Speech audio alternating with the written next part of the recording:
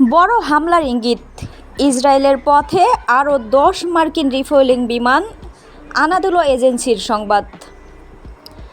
ইরানকে ঘিরে উত্তেজনা ক্রমেই বাড়ছে।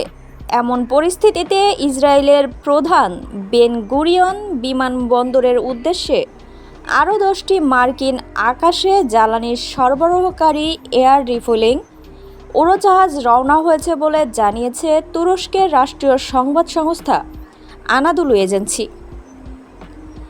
এগুলো পৌঁছালে বিমানবন্দরটিতে অবস্থানরত মার্কিন রিফুয়েলিং উড়োজাহাজের সংখ্যা বেড়ে ৪০-এ দাঁড়াবে।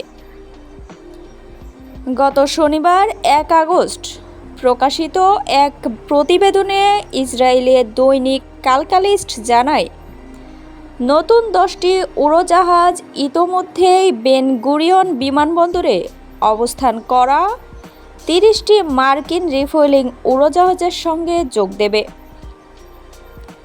প্রতিবেদনে ইসরায়েল বিমানবন্দর কর্তৃপক্ষের বরাত দিয়ে বলা হয়, এত বিপুল পরিমাণে বিমান এবং এত বিপুল পরিমাণ সংখ্যক সামরিক উড়োজাহাজের উপস্থিতিতে বিমানবন্দরের পরিচালনায় উল্লেখযোগ্য চাপ তৈরি হয়েছে। এর ফলে সাম্প্রতিক দিনগুলোতে বেসামরিক ফ্লাইট গড়ে প্রায় ২ ঘন্টা করে বিলম্বিত হচ্ছে। নতুন উড়োজাহাজগুলো পৌঁছানোর পর এই ভোগান্তি আরও বাড়তে পারে বলেও আশঙ্কা করা হচ্ছে। এদিকে জুলাই ও আগস্টকে ইসরায়েলের বিমান চলাচলের সবচেয়ে ব্যস্ত সময় হিসেবে উল্লেখ করে প্রতিবেদনে বলা হয়, এমন সময়ে অতিরিক্ত সামরিক কার্যক্রম বেসামরিক বিমান পরিচালনাকে আরও জটিল করে তুলতে পারে।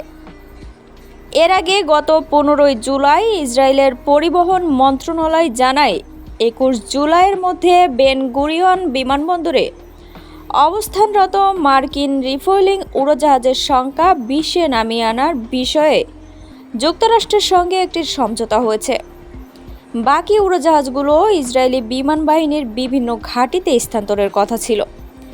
প্রতিবেদনে আরও বলা হয়, গত ২৮ ফেব্রুয়ারি ইরানের বিরুদ্ধে যুক্তরাষ্ট্র ও ইসরায়েলের যৌথ যুদ্ধ শুরু হওয়ার পর থেকেই বেন গুরিয়ন বিমানবন্দর সহ ইসরায়েলের বিভিন্ন স্থানে মার্কিন রিফুয়েলিং উড়োজাহাজ মোতায়েন করা হয়েছে।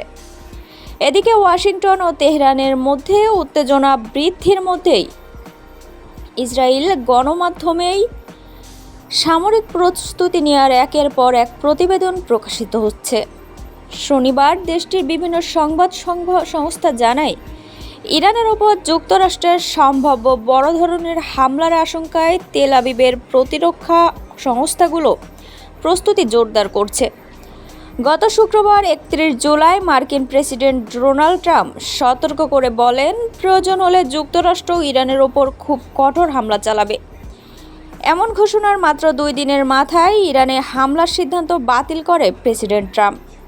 আজ রবিবার ২ আগস্ট সামাজিক যোগাযোগ মাধ্যম ট্রুথ সোশ্যালে দেওয়া এক পোস্টে তিনি লেখেন, দ্রুত একটি চুক্তিতে সম্মত হওয়ার শর্তে ইরানের ওপর হামলার সিদ্ধান্ত থেকে সরে এসেছেন তিনি।